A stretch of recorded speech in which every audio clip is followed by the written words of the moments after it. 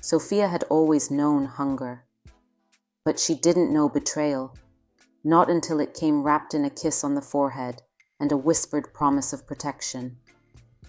Before her world collapsed, Sofia's life was already teetering on the edge. She was born to parents who carried more dignity than wealth, Miriam and Thomas, who lived in a cramped one-room house at the edge of a dusty township on the outskirts of Lusaka. They didn't have much, but what they had was fiercely protected, tightly held together by love, prayer, and hard work. Miriam washed clothes for families wealthier than her own. Her hands were always cracked from harsh soap and cold water, but she never complained. Thomas drove an old, battered communal taxi, a weathered Toyota Hiace he co-owned with 4 other men. It was more broken than whole, with rust along the sides and a side mirror that shook with every bump. Still, on a good day, he brought home enough for bread, beans, and maybe even a chicken foot or 2. Their home was modest, mismatched furniture, concrete floors, and walls covered in peeling posters from the local church and Sofia's school awards. The only luxury was a small radio that played gospel music in the evenings while they ate together by candlelight. Sofia was their pride. At just 14, she was topping her class, her notebooks neat, and her uniform always pressed. Teachers said she had the mind of a lawyer and the heart of a leader. She wanted to be a doctor someday, to buy her parents a real house with running water and electricity. Every night, Thomas would gently rest his calloused hand on her head and say, "You are our future, Sofia. Never forget that." But fate has a cruel way of stealing light from those who cling to it. It happened on a Sunday. A cousin had died in the next village, and Miriam and Thomas left at dawn to attend the funeral.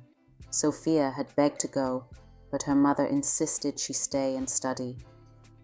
"We'll be back by evening," she had said. They never returned. The taxi, already too old to be on the road, was overloaded with mourners. It had rained that day, a slick, deadly rain that made the unpaved roads even more treacherous. On a bend near a collapsed culvert, the tires lost grip. The taxi flipped 3 times before crashing into a ditch. There were no survivors. The news came in fragments. A neighbor, weeping. A church member, holding Sofia as she screamed. The funeral was held days later, but Sofia wasn't allowed to see the wreckage. Some said it was too gruesome. Others said it wasn't necessary. What was necessary, however, was finding Sofia a home, and that's when Mary came. Mary was Miriam's older sister. She arrived at the funeral in a bold green dress, her face painted in grief, arms wide open. "She's my blood," she had declared. "I will take her in." People wept. What a blessing, they said, taking in her sister's child like her own. But no one saw what happened behind closed doors. At first, Mary was sweet. She dressed Sofia in hand-me-downs that were clean and neat, enrolled her in the nearest school, asked her to call her Mama. She lived in a slightly bigger home, a concrete structure with 3 rooms and a sagging roof. She had 3 children of her own, Michael, 16, Janet, 12, and little Brian, 8. Her husband had vanished years ago, leaving only debts and bitterness in his wake. Mary worked odd jobs, mostly cooking for funerals and weddings, but always complained about how hard life was. Slowly, her warmth turned cold. The extra plate at dinner disappeared. Then came the chores. Sofia was told to clean, cook, wash, care for the kids, and fetch water every morning at dawn. "School fees will come," Mary would say, "but right now, food is more important." They never came. Months passed. Sofia, once the star student, became a ghost in the house. She wore Janet's worn-out shoes, which pinched her toes and left blisters. She was not allowed to eat before everyone else had finished. When Mary's children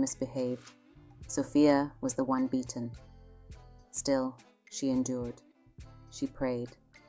She waited. Then came the night that would shatter what little she had left. Mary came home late, smelling of fried fish and cheap beer. She wasn't alone. With her was a man, fat, with glistening skin, gold chains, and crocodile shoes that clicked loudly on the tile. He sat in their small living room like he owned it, licking his lips as he looked at Sofia. "She's ripe," Mary said, handing him a glass of strong spirits. "And obedient." Sofia froze in the kitchen doorway. "What are you talking about?" she whispered. Mary turned to her with a smile that had no warmth. "This is Mr. Toba.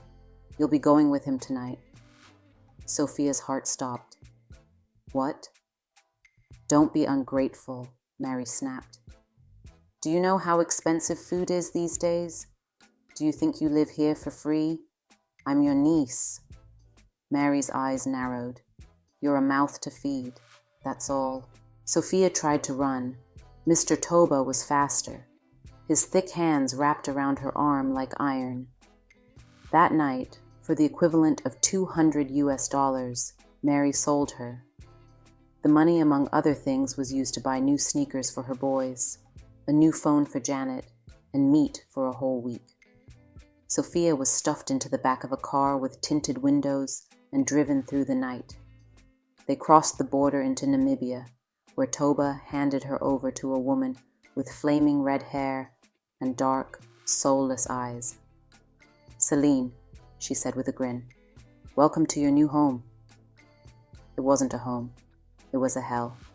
Behind a seedy bar that played loud music all day and night, girls lined up like cattle.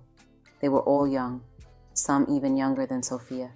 Celine told her the rules. You smile. You don't ask questions. You do what they want, or you'll disappear. The first week, Sofia didn't eat. She cried until her throat bled. She was slapped, locked in a dark room, denied water, and told she would die if she kept resisting. Eventually, she broke. She learned to fake a smile, to move like a doll, to stare blankly at the ceiling as strangers climbed on top of her.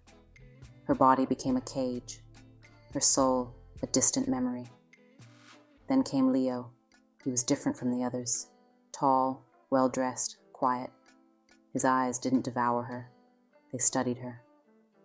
The first night, he asked only questions. "What's your name? Who brought you here?" He didn't touch her, just listened. Then he left. But he returned the next night, and the one after that. Always paying, never touching. Sofia didn't trust him, but his presence didn't hurt. Slowly, she began to answer. She told him about her parents, about Mary, about Toba and Celine. She didn't know that Leo wasn't a client at all. Detective Leonard Leo Moyle had been working a human trafficking investigation for over a year. His sister Grace had disappeared at 15. The police never found her. Leo had sworn he wouldn't let another girl vanish into the darkness. He had gone undercover, posing as a client to infiltrate the syndicate. He wore hidden cameras, took photos, and gathered names. But when he met Sofia, something changed. Her eyes reminded him of Grace, the pain, the resilience. She became his anchor. One night, he slipped a tiny listening device into her drawer. "Tomorrow," he whispered, "don't be afraid." Sofia barely slept. The next day, the place was raided. Sirens, screams, guns drawn. Celine was dragged out in handcuffs. Toba, too. Several guards were arrested. Sofia stood in the middle of the chaos, trembling. Then she saw Leo. "You knew," she whispered. He nodded. "I'm sorry, but you're free now." The sun had barely risen over the Namibian horizon when Sofia stepped out of the hell for the last time. The morning air felt foreign against her skin. Too clean, too free. She wrapped her arms around herself, her thin dress clinging to her trembling frame. A female officer draped a blanket over her shoulders and led her to the waiting van. Leo watched from a distance. He wasn't supposed to interact beyond the operation, but something about Sofia kept pulling him in.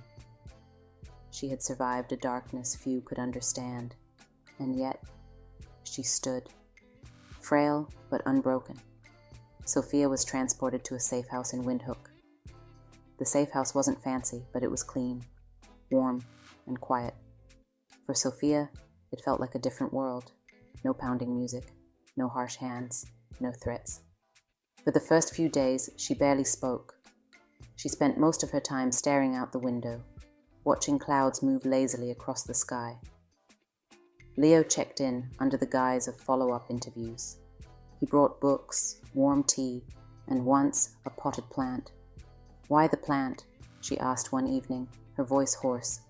"Because it's alive, and so are you."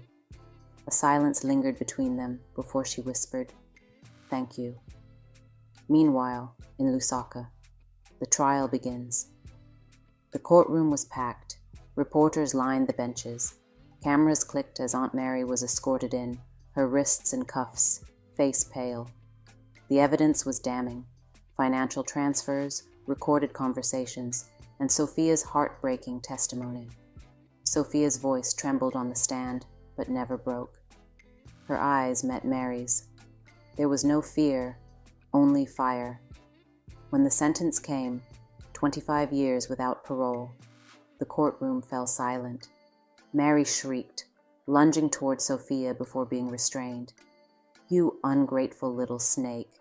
Everything I did was for my children." Sofia didn't flinch. Mary's mental state deteriorated quickly. She stopped eating, spoke to people who weren't there. Her children visited less and less until they stopped coming entirely. One day, guards found her sitting in her cell, humming lullabies and talking to her dead sister. She was transferred to the psychiatric wing. 2 years later, Sofia returned to Lusaka, not to relive the past, but to close it. She visited her parents' grave first, left sunflowers, whispered that she was okay.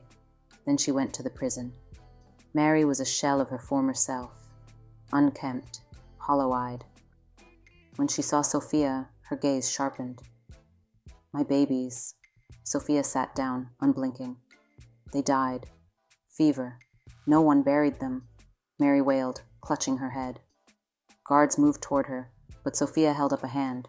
She leaned in. "Some say karma took them. Others say maybe someone helped karma along."